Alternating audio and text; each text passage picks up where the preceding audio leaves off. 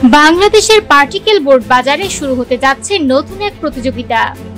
শিল্প খাতের শীর্ষস্থানীয় প্রতিষ্ঠান আরএফএল গ্রুপ প্রায় 200 কোটি টাকার বিনিয়োগে নিজেদের নতুন ব্র্যান্ড ক্লাইম্যাক্স নিয়ে এই বাজারে প্রবেশ করছে। এই কারখানায় প্রাথমিকভাবে প্রতি বছর 13 লাখ বোর্ড উৎপাদনের সক্ষমতা থাকবে। আগামী 2 বছরের মধ্যে উৎপাদন ক্ষমতা 5 গুণ বৃদ্ধির পরিকল্পনা করছে প্রতিষ্ঠানটি।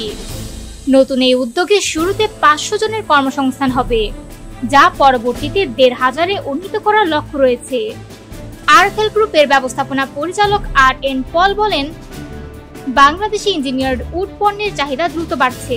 আমরা চাই ফার্নিচার, দরজা এবং ইন্টেরিয়র ডেকোরেশনের জন্য উচ্চমানের ও সাশ্রয়ী বিকল্প পণ্য নিয়মিত সরবরাহ নিশ্চিত করতে। আমরা বিশ্বাস করি ক্লাইম্যাক্স শিগগিরই গ্রাহকদের মধ্যে একটি বিশ্বাসযোগ্য নাম হয়ে উঠবে। বর্তমানে বাংলাদেশের পার্টিকেল বোর্ড বাজারের মোট মূল্য প্রায় 3000 কোটি টাকা, যা প্রতি বছর প্রায় 12% হারে বৃদ্ধি পাচ্ছে। বাজারে নেতৃত্বে রয়েছে আকিস পার্টিকেল বোর্ড মিলস, যারা প্রায় 30% বাজার নিয়ন্ত্রণে রেখেছে। এরপর রয়েছে সুপার বোর্ড প্রায় 25% এবং পার্টেক্স বোর্ড প্রায় 20% বাজার দখলে রেখেছে।